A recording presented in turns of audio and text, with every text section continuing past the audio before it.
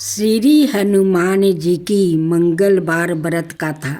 एक समय की बात है, एक ब्राह्मण चंपित की कोई संतान नहीं थी, जिस कारण वो बेहद दुखी थे। एक समय ब्राह्मण वन में हनुमान जी की पूजा के लिए गया। वहाँ उसने पूजा के साथ हनुमान जी से एक पुत्र की कामना किया। घर पर उसकी स्त्री भी पुत्र की प्राप्ति के लिए मंगलवार का व्रत करती थी। वो मंगलवार के दिन व्रत के अंत में हनुमान जी को भोग लगा कर ही भोजन करती थी। एक बार व्रत के दिन ब्राह्मणी ना भोजन बना पाई और ना ही हनुमान जी को भोग लगा सकी। उसने प्रण किया कि वो अगले मंगलवार को हनुमान जी को भोग लगाकर ही भोजन करेगी। ब्राह्मणी भूखी प्यासी 6 दिन तक पड़ी रही। मंगलवार के दिन वो बेहोश हो गई। हनुमान जी उसकी निष्ठा और भक्ति लगन को देखकर प्रसन्न हुए। उन्होंने आशीर्वाद दिया। स्वरूप ब्राह्मणी को एक पुत्र दिया और कहा कि यह तुम्हारी बहुत सेवा करेगा। बालक को पाकर ब्राह्मणी अति प्रसन्न हुई। उसने बालक का नाम मंगल रखा। कुछ समय उपरंत जब ब्राह्मण घर आया तो बालक को देखा। पूछा कि वो बालक कौन है।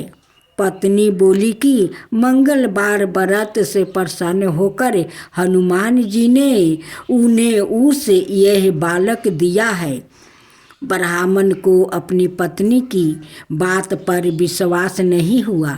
एक दिन मौका देखकर ब्राह्मण ने बालक को कुएं में गिरा दिया। घर पर लौटने पर ब्राह्मणी ने पूछा कि मंगल कहाँ है। तभी पीछे से मंगल मुस्कुराकर आ गया। उसे वापस देखकर ब्राह्मण आश्चर्यचकित रह गया। रात को हनुमान जी ने उसे सपने में दर्शन दिया और बताया कि यह पुत्र मैंने ही ब्राह्मणी को दिया है। ब्राह्मण सत्य जानकर बहुत खुश हुआ। इसके बाद ब्राह्मण चंपित प्रत्येक मंगलवार को व्रत रखने लगा।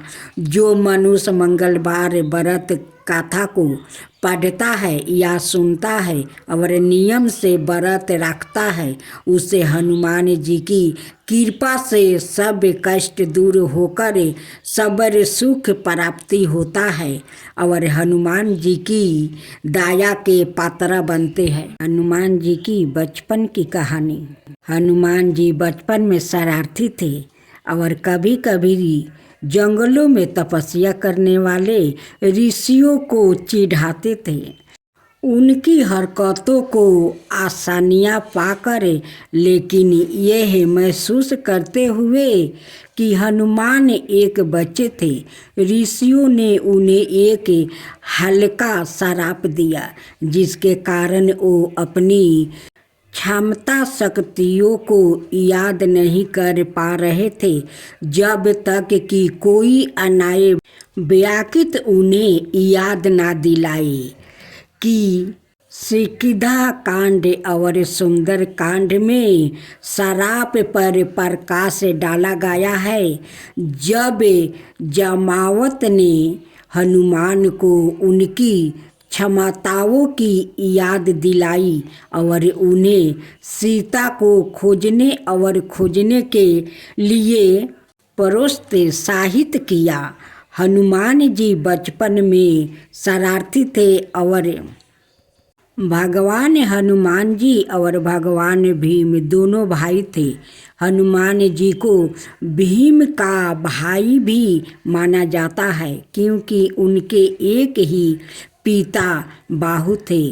पांडवों के वनवास के दौरान हनुमान ने अपने अहंकार को वश में करने के लिए भीम को एक कमजोर और वृद्धा बांदर के रूप में प्रकट होते हैं।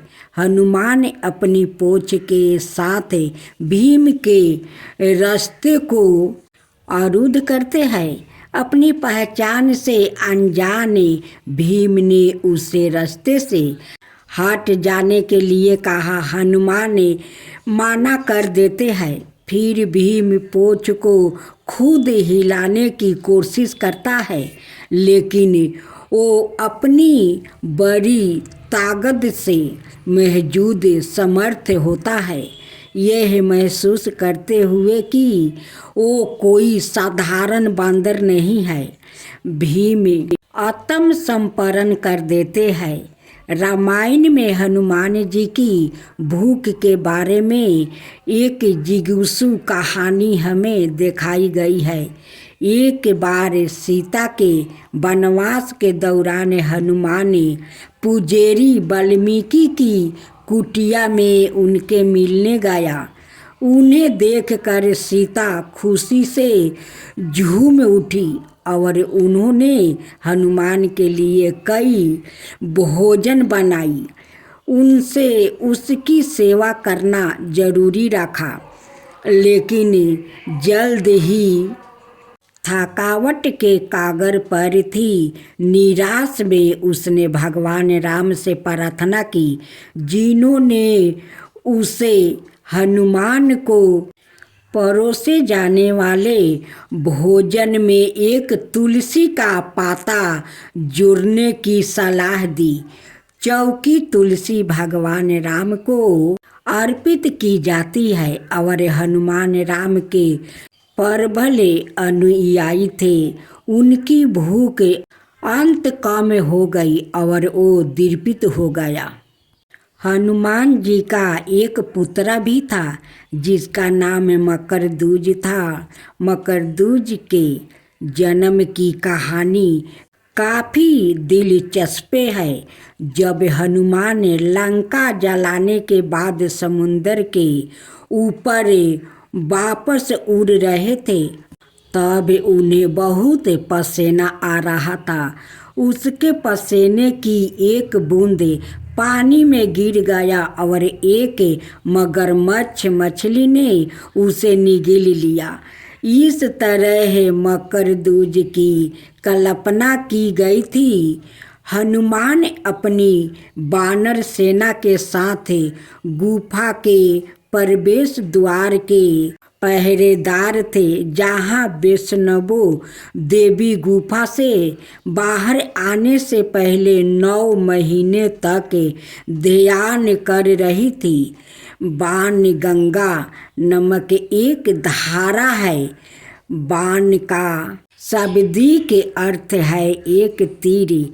जहाँ देवी ने अपने तीर का इस्तेमाल पहाड़ी से पानी के एक धारा निकालने के लिए किया। जब वो प्यासा हो गया तो हनुमान की प्यास बुझाने के लिए वैष्णो देवी ने उनसे भैरवनाथ को अपने पास छोड़ने के लिए कहने से पहले हनुमान ने भी भैरवनाथ से युद्ध किया। राम की मृत्यु नहीं होगी, क्योंकि हनुमान यम मृत्यु के देवता को राम पर दावा करने के लिए अयोध्या में प्रवेश नहीं करने देंगे। हनुमान का ध्यान हटाने के लिए राम ने फर्श में एक दरार के मध्यम में अपनी अंगूठी गिरा दी और हनुमान से उसे वापस लाने के लिए कहा। रास्ते में हनुमान नागों की भूमि पर पहुँचे और राम की अंगूठी की खोज के लिए अपने राजा की सहायता मांगी। राजा ने हनुमान को छलों से भरी एक तिजोरी दिखाई जो सभी राम की थी। उन्होंने हनुमान से कहा कि जब समय के चक्र में जब एक राम को मरना होता है तो वो बर दरार के नीचे एक अंगूठी गिरा देता है ताकि एक हनुमान को उसके पहरे से हटा दिया जा सके। 10 को पकड़ कर और गहरे दुखी हनुमान वापस पृथ्वी पर आ गया। हम आशा करते हैं कि आप जहाँ भी जाते हैं भगवान हनुमान का आशीर्वाद आपका अनुसरण करता है और वो आपको सुरक्षित सुख स्वस्थ और समृद्धि रख सकते हैं। भक्तजनों, आज आप सुनेंगे मंगलवार की व्रत कथा। हनुमान जी को बहुत शक्तिशाली माना जाता है। कहा जाता है कि भगवान हनुमान एक ऐसा देवता है जिनकी आराधना से बड़ी बाधा तुरंत टल जाती है। बजरंग बली कलयुग के जीवित देव माने गए हैं। इनकी आराधना शीघ्र फलदायी बताई गई है। भगवान हनुमान की पूजा करने से शनि के बुरे प्रभाव से तो मुक्ति मिलती है। मानता है कि हनुमान जी अपने भक्तों की सारी पीड़ाएं और संकटों को दूर करते हैं। भगवान हनुमान का मात्रा नाम लेने से ही बड़ी से बड़ी परेशानियां दूर हो जाती है।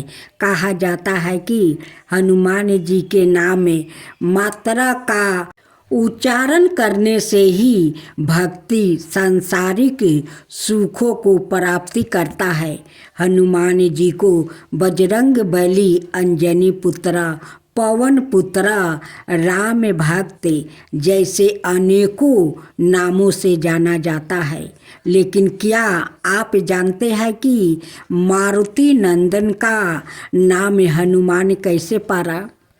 पौराणिक कथा के अनुसार हनुमान जी की बचपन का नाम मारुति था।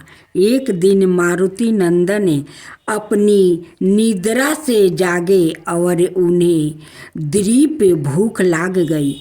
उन्होंने पास के एक वृक्ष पर लाल पाका फल देखा, जिसे खाने के लिए वो निकल पड़े। दरअसल मारुति जिसे फल पाकर फल समझ रहे थे वो सूर्य देव थे। वो अमावस का दिन था और राहु सूर्य पर ग्रहण लगने वाला था, लेकिन वो सूर्य को ग्रहण लग पाता उससे पहले ही हनुमान जी ने सूर्य को निगल लिया। राहु कुछ समझ नहीं पाया कि हो क्या रहा है।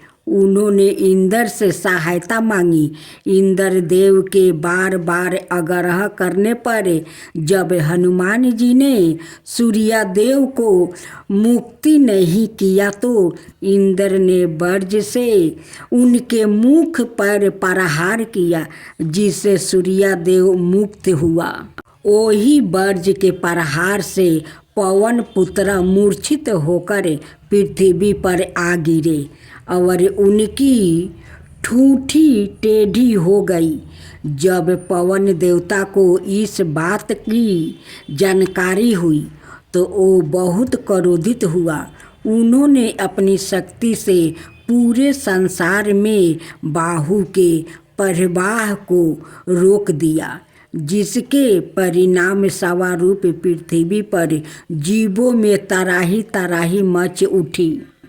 इस विनाश को रोकने के लिए सारे देवगण पवन देव से आग्रह करने पहुँचे कि वो अपने क्रोध को त्यागे पृथ्वी पर प्राण वायु का परिवाह करे। सभी देवताओं ने पवन देव की प्रसन्नता के लिए बाल हनुमान को पहले जैसा कर दिया और साथ ही बहुत सारे वरदान भी दिया। देवताओं के वरदान से बालक हनुमान और भी ज़्यादा शक्तिशाली हो गए, लेकिन वज्र के चोट से उनकी ठूठी टेढ़ी हो गई, जिसके कारण उनका एक नाम हनुमान।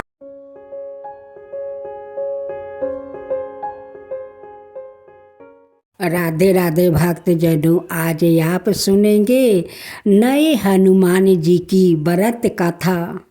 एक शहर में एक राजा था। वो राजा अपने सारे प्रजा का बहुत देखभाल करता था। वो अपना प्रजा से बहुत प्यार करता था। वो लोग का दुख तकलीफ वो नहीं देख सकता था। कभी अपना प्रजा को दुख तकलीफ राजा नहीं होने देते थे। अन्न से लेकर वस्तु तक, पैसा तक, सब कुछ राजा अपना प्रजा में देते थे। राजा का एक ही संतान था। राजा और रानी दोनों अपना संतान से बहुत सारा प्यार करते थे। एक दिन राजा अपना रानी से कहते हैं कि देखो, मेरे राजकुमार के लिए मैं जो उस माथे पर जो टोपी रहता है, उस टोपी में मैं हीरा और मोती बैठाना चाहता हूँ। वो टोपी मेरे राजकुमार पहन कर चलेंगे तो बहुत सुंदर लगेगा। सभी लोग कहेंगे कि राजा का पुत्र राजकुमार आ रहे हैं, देखो देखो। राजा बहुत खुश था। एक दिन राजा अपना सेवक को लेकर वो सोनार के पास जा रहा था, उस टोपी पर हीरा और मोती बैठाने के लिए। जाते जाते राजा का रास्ते में एक हनुमान जी का मंदिर आता है। उस दिन मंगलवार का दिन था। वहाँ पर बहुत भीड़ था। बहुत सारे श्रद्धालु हनुमान जी के मंदिर में आए थे, उनसे दर्शन करने के लिए और उनकी पूजा देखने के लिए। जब सेवक कहता है कि देखिए राजा साहेब, इस मंदिर में कितने श्रद्धालु आए हैं हनुमान जी से दर्शन करे, आप भी चलिए दर्शन कर लेते हैं हम दोनों। राजा साहेब तो मंदिर का सीढ़ी पर नहीं उठे और कहते हैं कि आप जाओ, मैं यहाँ पर खड़ा हूँ। उनकी सेवक है मंदिर में जाते हैं, हनुमान जी को दर्शन करते हैं और ब्राह्मण को दक्षिणा देते हैं। लेकिन राजा तो सीढ़ी पर तक नहीं उठे। वो नहीं हनुमान जी से दर्शन किया और नहीं उनकी प्रसाद लिया। वहाँ से दोनों फिर चल पड़े, उस सोनार के पास जाने लगे। रास्ते में एक हनुमान 2 टांग पर खड़ा था। उस हनुमान को देखकर राजा भयभीत हो गया और अपना सेवक से कहने लगा कि देखो, उसे डंडा से मारो, नहीं तो हम लोग के ऊपर वो कूद पड़ेगा। सेवक कहते हैं कि नहीं राजा साहेब, वो नहीं कूदेगा। वो कहता है कि नहीं, देखो वो 2 टांग पर कैसे खड़ा है, हम लोग के ऊपर कूद पड़ेगा, ना जाने हम लोग के लहू लहान कर देगा, उसे डंडा से मारो।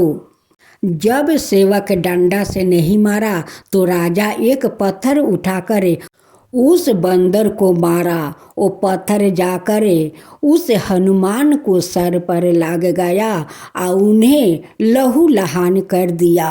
अब तो सेवक कहने लगे कि देखिए राजा साहेब, वो तो बांदर है, उसे आप पत्थर से मारा, उसका सर से तो लहू लहान खून बह रहा है। राजा कहते हैं कि उसे छोड़ो, ये जंगली जानवर है, एक तो मेरे रास्ते में रुकावट हो गया है, मेरा रास्ता रोक दिया, मेरा यात्रा खराब कर दिया, उसे खून बहता है तो बहने दो। चलो अब मैं महल में लौट कर चलता हूँ, क्योंकि वो रास्ते में मुझे रोक दिया है। कहीं मैं आगे बढ़ा तो कोई खतरा अगर हो गया तो मैं क्या करूँगा। चलो महल लौट चलते हैं, दूसरा दिन हम लोग सोनार के पास चलेंगे। इधर तो हनुमान का सर से खून बह रहा था और उधर राजा का एकलौता राजकुमार का मृत्यु हो गया। घर में रोना पीटना पड़ गया। बहुत सारे लोग से भरा हुआ महल था। जब राजा महल लौट कर जाते हैं, देखते हैं कि उनकी महल में इतना सारा भीड़ है, यहाँ तो रोना पीटना पड़ा है। क्या हुआ? जब राजा जाकर भीतर देखते हैं कि उनकी पुत्रा का मृत्यु हो गई है। रानी रोते रोते बेहोश हो गई है। अब तो राजा रोने पीटने लगा कि ये क्या हो गया, मेरे राजकुमार का क्या हो गया। मैं तो टोपी पर हीरा मोती बैठाने जा रहा था, ये मेरा राजकुमार को क्या हो गया। सेवक समझ जाता है कि हनुमान जी को मंदिर सामने आए हुए इतना श्रद्धालु का भीड़ था, सभी लोग दर्शन करने आए थे, लेकिन राजा तो सीढ़ी पर तक नहीं उठा और नहीं हनुमान जी से दर्शन किया। और तो हनुमान जी का पत्थर मार कर खून बहा दिया। यही कारण है कि राजकुमार का मृत्यु हुआ है। ये हनुमान जी का ही प्रकोप है। लेकिन सेवक फिर सोच रहे थे कि अगर ये बात मैं राजा से कहूँ तो राजा शायद नहीं मानेंगे, इसलिए सेवक ये बात राजा को नहीं बताया कि ये सब आपके ही कारण हुआ है। लेकिन हनुमान जी से तो कुछ भी नहीं छुपा है, वो तो सभी को रक्षा करते हैं, सभी को संकट से बचाते हैं। हनुमान जी साधु भेष में राजा का महल पहुंच जाते हैं और उस सेवक से पूछते हैं कि यहाँ पर क्या हुआ है कि इतना भीड़ इस महल में है। वो कहते हैं कि नहीं महात्मा जी, मुझे पता नहीं है, अचानक राजकुमार का मृत्यु कैसे हो गया, उनकी मृत्यु के कारण इतना इस महल में भीड़ है, इधर रानी भी बेहोश हो गई है। भेष रूपी हनुमान जी राजा के पास जाते हैं और कहते हैं कि राजन क्या हुआ, क्यों हुआ। राजा कहते हैं कि महात्मा जी, मुझे पता नहीं है कि ये सब कैसे हो गया, मेरा तो एक ही पुत्र था, उसका मृत्यु हो गया, मैं कैसे जीऊँगा, मैं कैसे रहूँगा, यही तो मेरा हिम्मत था, यही तो मेरा सब कुछ था, वो भी मुझसे छीन गया है महात्मा जी। भेष रूपी हनुमान जी कहते हैं कि आपसे जरूर कोई भूल हुआ होगा, उसी के कारण ये सब हुआ है। हनुमान जी तो सभी को मन के बात भी जान लेते हैं। हनुमान जी तो उस सेवक को बात का जान लिया था कि वो तो सब कुछ समझ गया, लेकिन राजा नहीं समझा। उस महात्मा जी कहते हैं कि राजन, आप कहीं अपना पुत्र के टोपी पर हीरा मोती बैठाने जा रहे थे, रास्ते में हनुमान जी का मंदिर था, उस दिन मंगलवार का दिन था, सभी श्रद्धालु दर्शन करने आए थे, पूजा करने आए थे, लेकिन आप सीढ़ी पर नहीं उठे, और तो और एक हनुमान को आप पत्थर मारकर सिर फटा दिया, उसका लहू लहान खून बहा दिया, लेकिन हनुमान को पास नहीं गया, उसी के कारण ये सब आपके साथ हुआ है। राजा कहते हैं कि महात्मा जी, आपका ये सब कैसे पता है। महात्मा जी कहते हैं कि मैं तो सब कुछ जानता हूँ, क्या नहीं जानता हूँ, सब कुछ जानता हूँ। महात्मा जी कहते हैं कि जाओ उस मंदिर में जाओ, हनुमान के सामने माथा टेको, वहाँ पर से प्रसाद लाओ, और जिस हनुमान का सर फटा कर लहू लहान किया है, उस बंदर उसी रास्ते पर मिलेगा, उस बंदर को लाओ और उसे लिया कर सेवा करो, और उस प्रसाद को घर लिया कर अपना मृत्यु के पुत्रा के मुख में डाल दो। ये बात जब राजा सुना तो वो पहचान गया कि ये तो साक्षात हनुमान जी है, ये महात्मा के भेष में आए हुए हैं। अब तो राजा जाकर उनकी चरणों में गिर पड़ते हैं और कहते हैं कि मैं पहचान गया, आप कोई संत नहीं है, आप तो साक्षात हनुमान जी है। हनुमान जी है तो आप मुझे दर्शन दीजिए, भगवान दर्शन दीजिए। हनुमान अपना दर्शन देते हैं और उस राजा को माथे पर हाथ रख कर आशीर्वाद देते हैं। राजा दौड़े दौड़े वहाँ जाता है जहाँ हनुमान को सिर पर पत्थर मारा था, वहीं पर हनुमान था। वहाँ से हनुमान जी को ले आते हैं, फिर उनकी मंदिर जाते हैं, वहाँ से प्रसाद ले आते हैं और उस प्रसाद को लिया कर अपना मृतक पुत्रा के मुख में डाल देते हैं। वो पुत्रा श्री राम राम के नाम लेकर उठ कर बैठ जाता है। राजा अपना पुत्र को जीवित देखकर वो बहुत आश्चर्य हो जाते हैं कि इस प्रसाद के कारण आज मेरे पुत्र का मृत्यु हुआ था, आज हनुमान जी को प्रसाद अपना मृतक पुत्र के मुख में डाल दिया तो मेरे पुत्र मृत्यु के शरीर से उठकर बैठ गया। ये तो हनुमान जी का चमत्कार है, उनकी कृपा है कि आज मैं हनुमान जी को अपमान किया था कि मैं उनकी मंदिर का सीढ़ियाँ तक नहीं उठा। आज जहाँ तहाँ से सारे श्रद्धालु उनके मंदिर में पूजा करने आए थे, उन्हें दर्शन करने आए थे, लेकिन मैं कैसा मूर्ख राजा हूँ कि मैं हनुमान जी का मंदिर का सीढ़ी तक नहीं उठा। राजा उनकी चरणों में पड़ कर हाथ जोड़ कर क्षमा मांगने लगा कि हे भगवान, आप तो बहुत दयालु है, आप तो सभी को रक्षा करते हैं, सभी को जीवन दान करते हैं, सभी को संकट हर लेते हैं। आपका तो इसलिए नाम पड़ा है पवन पुत्र हनुमान। अब तो राजा रानी उस बानर को सेवा इतना किया कि उनकी मस्तक को घाव भी छूट गया।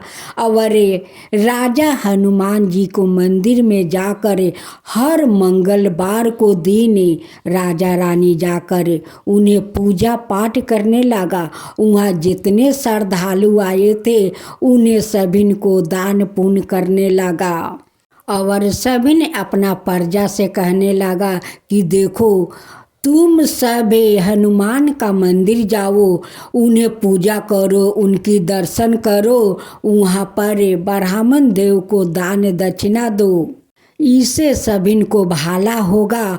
हनुमान जी तो संकट मोचन है, वो तो सभी को संकट हर लेते हैं, दुख दूर कर देते हैं। तभी से उनकी सभी प्रजा और राजा हनुमान जी को मंदिर में जाकर पूजा पाठ करने लगे, उनकी दर्शन करने लगे, बहुत सारे श्रद्धालु को दान पुण्य करने लगे।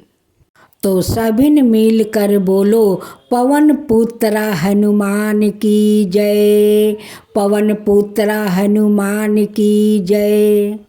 अब सुने सीता माता की कहानी। यह कहानी सीता माता कहती थी और श्री राम इसे सुना करते थे। एक दिन श्री राम भगवान को किसी काम के लिए बाहर जाना पर गया तो सीता माता कहने लगी कि भगवान, मेरे तो 12 बरस का नीत नियम है, अब आप बाहर जाएंगे तो मैं अपनी कहानी किसे सुनाऊंगी। श्री राम ने कहा कि तुम कुएं के पल पर जाकर बैठ जाना और वहाँ जो औरत पानी भरने आएगी उन्हें अपनी कहानी सुना देना। सीता माता कुएं के पल पर जाकर बैठ जाती है। एक स्त्री आई, उसने रेशम की जरी की साड़ी पहन रखी थी और सोने का घड़ा ले रखी थी। सीता माता उसे देख कहती है कि बहन, मेरा 12 बरस का नित नियम सुन लो। पर वो स्त्री बोली कि मैं तुम्हारा नीति नियम सुनूंगी तो मुझे घर जाने में देर हो जाएगी और मेरी सास मुझसे झगड़ेगी। उसने कहानी नहीं सुनी और चली गई। उसकी रेशम जरी की साड़ी फट गई, सोने का घड़ा मिट्टी के घड़े में बदल गया। सास ने देखा तो पूछा कि यह किसका दोष अपने सिर लेकर आ गई है। बहू ने कहा कि कुएं पर एक औरत बैठी थी, उसने कहानी सुनने के लिए कहा, लेकिन मैंने सुनी नहीं, जिसके कारण यह फल मिला है। बहू की बात सुनकर अगले दिन वही साड़ी और घारा लेकर सास कुएं की पल पर गई। सास को वही माता सीता बैठी मिली तो माता सीता ने कहा कि बहन, मेरी कहानी सुन लीजिए। सास बोली कि एक बार छोड़, मैं तो 4 बार कहानी सुनूंगी। राम आए लक्ष्मण आए, देश के पुजेरी आए, नीत नियम का नियम लाए। आओ राम बैठो राम, तपी रसोई जियो राम, माखन मिश्री खाओ राम, दूध बतासा पियो राम, सुत के पल का पोढ़ो राम, साला दुसाला पोढ़ो राम, साला दुसाला ओढ़ो राम। जब बोलो जब राम ही राम, राम संवारे सबके काम, खाली घर भंडार भरेंगे, सबका बेड़ा पार करेंगे। श्री राम जय जय राम। सास बोली कि बहन, कहानी तो बहुत अच्छी लगी। कहानी सुनकर सास घर चली गई और उसकी सारी फिर से रेशम जरी की बन गई। मिट्टी का घड़ा फिर सोने के घड़ा में बदल गया। बहू कहने लगी, सासू माँ, आपने यह सब कैसे किया? सास ने कहा कि बहू, तू दोष लगा के आई थी और मैं अब दोष उतार कर आ रही हूँ। बहू ने फिर पूछा कि वो कुएं वाली स्त्री कौन है? सास बोली कि वो सीता माता थी, वो पुराने से नया कर देती है, खाली घर में भंडारे भर देती है, वो लक्ष्मी जी का वास घर में कर देती है, आदमी की जो भी इच्छा हो उसे पूरा कर देती है। बहू बोली कि ऐसी कहानी मुझे भी सुना दो। सासू बोली कि ठीक है, तुम भी सुनो। और सास ने कहानी शुरू किया। राम आए लक्ष्मण आए, देश के पुजेरी आए, नीत नियम का नियम लाए। आओ राम बैठो राम, तपी रसोई जियो राम, माखन मिश्री खाओ राम, दूध बतासा पियो राम, सुत के पल का पोढ़ो राम, साला दुसाला पोढ़ो राम, साला दुसाला ओढ़ो राम। जब बोलो जब राम ही राम, राम संवारे सबके काम, खाली घर भंडार भरेंगे, सबका बेड़ा पार करेंगे। श्री राम जय जय राम। कहानी सुनकर बहू बोली कि कहानी तो बहुत अच्छी है। सास ने कहा कि ठीक है, इस कहानी को रोज कहा करेंगे। अब सास बहू रोज सवेरे उठती, नहाती धोआती और पूजा करने के बाद नित नियम कि सीता की कहानी कहती। एक दिन उसके यहाँ एक पड़ोसिन की औरत आई और बोली कि बहन, जरा से आँच देना तो। वो बोली कि आँच तो अभी हमने जलाई ही नहीं। पड़ोसिन ने कहा कि तुम तो सुबह 4 बजे से उठकर क्या कर रही हो? फिर उन्होंने कहा कि सुबह उठकर हम पूजा करते हैं, फिर सीता माता की नित्य नियम की कहानी कहते हैं। पड़ोसिन कहती है कि बहन, ऐसी कहानी तो मुझे भी सुना दो। फिर वो बोली कि ठीक है, तुम भी यह कहानी सुन लो। राम आए लक्ष्मण आए, देश के पुजेरी आए, नीत नियम का नियम लाए, आओ राम बैठो रामे। सारी कहानी सुनने के बाद पड़ोसिन कहने लगी, बहन कहानी तो मुझे बहुत अच्छी लगी। अब वो पड़ोसिन भी नीत नियम में सीता माता की कहानी कहने लगी। कहानी कहने से सीता माता ने पड़ोसिन के भी भंडार भर दिया। अब तो पूरे मोहल्लों में नीत नियम की कथा चल पड़ी, हर किसी की मनोकामना पूरी होने लगी। हे सीता माता, जैसे आपने उनके भंडार भरे, वैसे ही आप हमारे भी भंडार भरना, कहानी सुनने वाले के भी और कहानी कहने वाले के भी। करते की हनुमान लला की, दुष्ट दलन रघुनाथ कला की। आरती की जो हनुमान लला की, दुष्ट दलन रघुनाथ कला की। जाके बलि से गिरबर कापे, रोगे सोगे जाके निकट ना झाके। अंजनी पुत्र महाबलदाई, संतन के प्रभु सादा सहाई। आरती की जो हनुमान लला की, आरती की जो हनुमान लला की। देवीरा रघुनाथ पेठाए, लंका जरी सिया सुधिलाए। लंका सुकोट समुंदर सिखाई, लंका सुकोट समुंदर सिखाई। जात पवन सुता बरन लाई, आरती की जो हनुमान लला की। आरती की जो हनुमान लला की। लंका जरी असुर सहारे, सिया राम जी के काज सवारे। लंका जरी असुर सहारे, सिया राम जी के काज सवारे। लक्ष्मण मूर्छित पर सकारे, आनि सजीवने प्राण उबारे। लक्ष्मण मूर्छित पर सकारे, आनि सजीवने प्राण उबारे।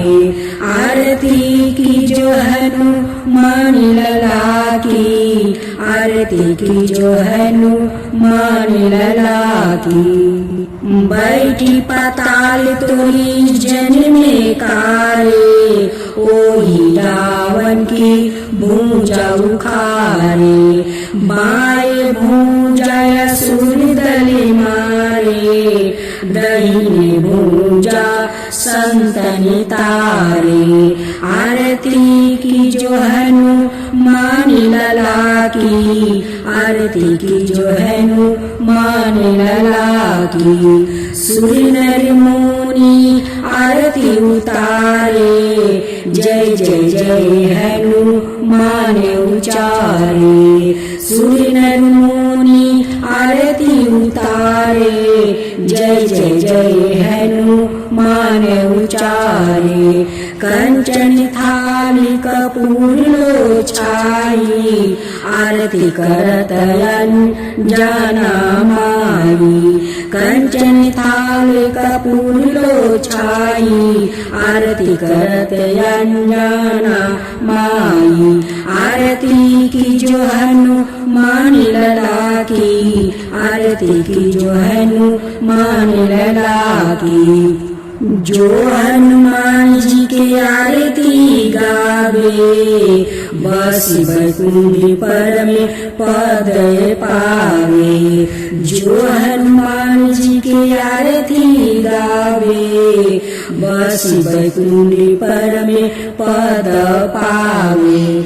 आरती की जो हनुमान लला की, दुष्ट दल ने रघुनाथ कला की। आरती की जो हनुमान लला की, दुष्ट दल ने रघुनाथ कला की।